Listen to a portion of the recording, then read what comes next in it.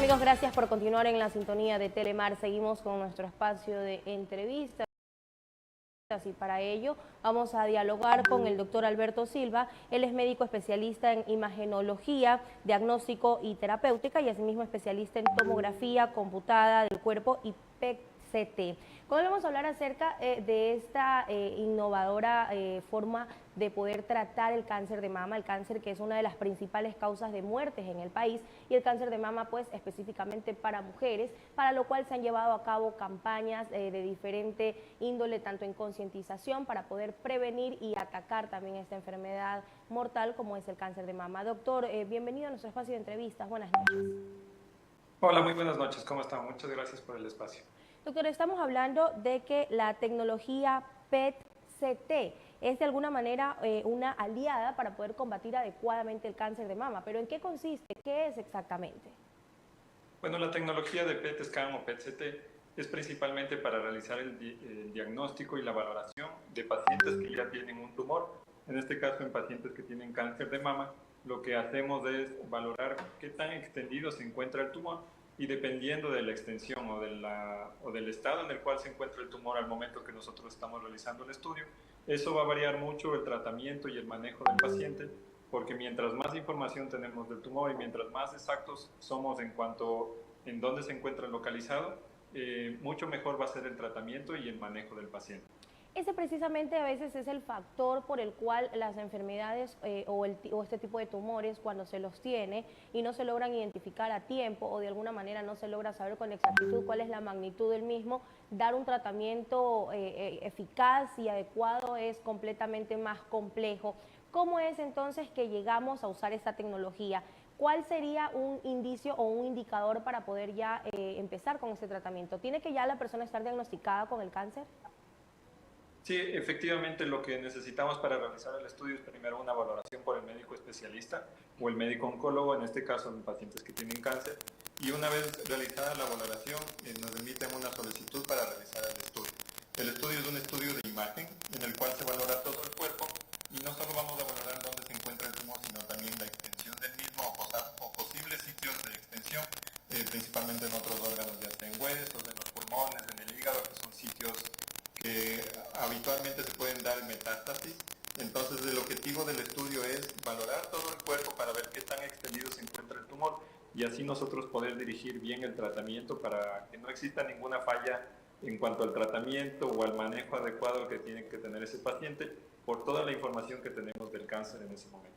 Ok, esta tecnología tiene la parte PET que proporciona cierta información y también la CT que tiene otra información. ¿Cuáles son estas informaciones que generan cada una de estos componentes de la tecnología?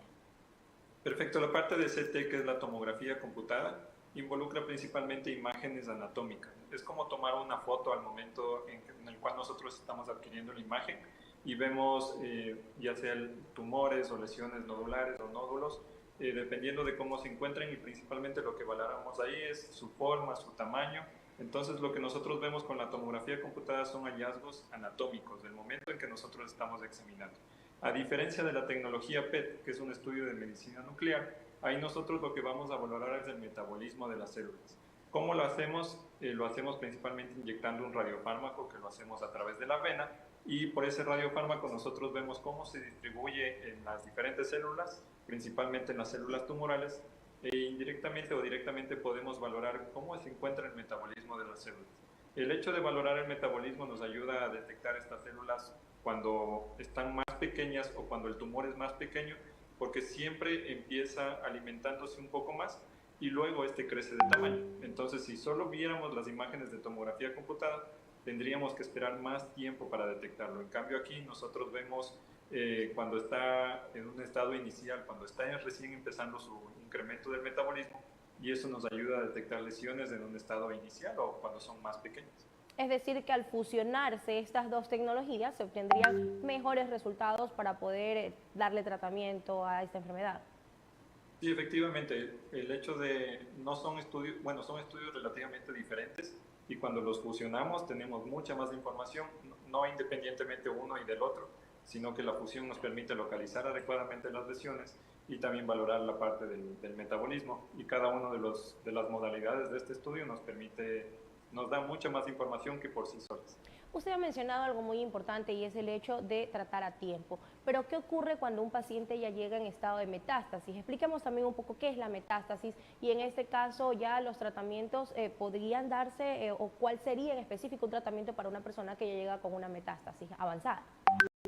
Bueno, cuando hablamos de metástasis hablamos de que la lesión tumoral o el tumor ya no solo se encuentra en el sitio donde se originó. En el caso, por ejemplo, del cáncer de mama, generalmente los tumores nacen del tejido mamario y con el paso del tiempo, estas células malignas se pueden diseminar a través no solo de la sangre, sino también del tejido linfático o dependiendo del tamaño también va impidiendo otros órganos. Entonces eso va a hacer que las células que se originaron en la mama o en el órgano donde se originó el cáncer se diseminen a través de todo el cuerpo y crezcan también en otros sitios. Es como que van por la sangre viajando, encuentran otro órgano en el cual pueden crecer y también se producen tumores del tumor que generalmente estamos empezando a valorar lo que es el primario, pero se encuentran en otros sitios. A lo que encontramos eso lo denominamos metástasis y los estudios de imagen son los principales, principalmente la tecnología PET-CT, es el estudio que mejor valora las metástasis y el hecho de poderlas encontrar nos modifica mucho el tratamiento, porque no es lo mismo un paciente que tiene un tumor chiquito, ya sea solo en la mama, o un tumor que ya esté más grande y que también tenga diseminación o extensión a otros órganos. Eso nos modifica completamente el tratamiento y obviamente toca dirigirlo. Sí hay tratamientos para pacientes que tienen metástasis, generalmente son tratamientos sistémicos como la quimioterapia, pero obviamente dependiendo del tipo de tumor y dependiendo de muchos otros factores, pues los pronósticos de cada paciente van a ir variando. Doctor, de acuerdo a su especialización, ¿cuántos pacientes en promedio recibe usted quizás diarios o semanales al momento de realizarse o al momento de emplear ese tipo de tecnologías?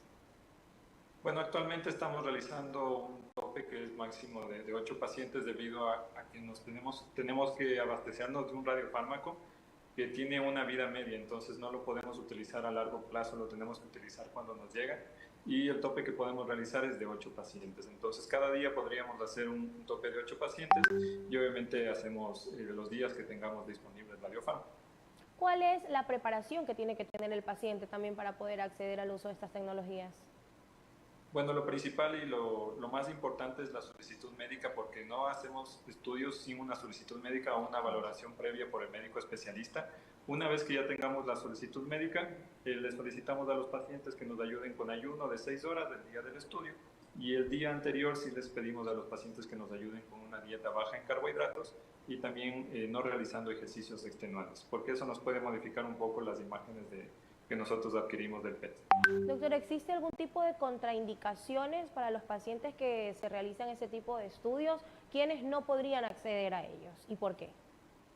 Bueno, en general, todos los pacientes se pueden realizar el estudio. Desafortunadamente, el cáncer no ve edades y se pueden presentar tanto en niños, en adolescentes, como en adultos mayores. Entonces, todo paciente que pueda tener un beneficio del estudio o de la información que nos da este estudio, se puede realizar el estudio.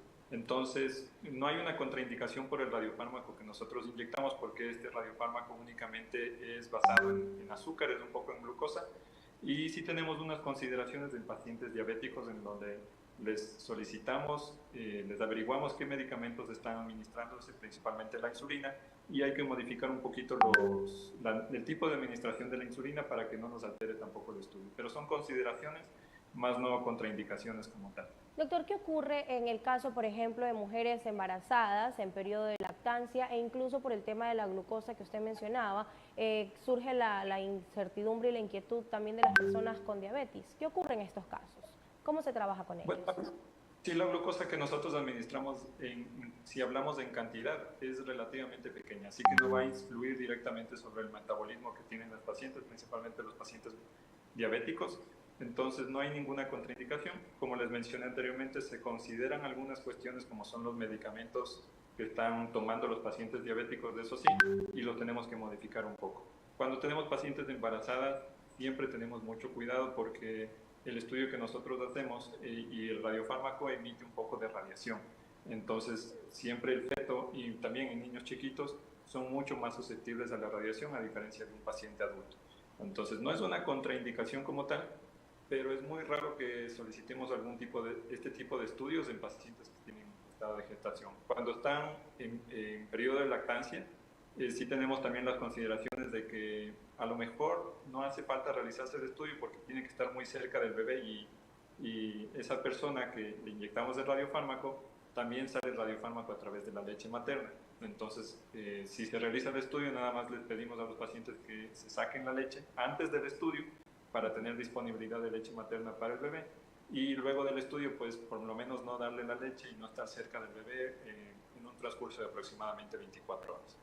Ok, con respecto a los beneficios que implica también la utilización de estas tecnologías, ¿cuáles serían esos beneficios? Eso también de alguna manera nos ayudaría a optimizar esa lucha contra el cáncer, a tener un resultado más directo, más específico y poder dar un tratamiento de mejor manera. Pero ¿cuáles serían en sí, en general, todos estos recursos que nos ayudan a optimizar? ¿Cuáles serían en sí los beneficios? Bueno, en general, el hecho de tener mucha más información de un cáncer o de un tumor nos ayuda a enfocar de mejor manera el tratamiento y el manejo que va a tener el paciente.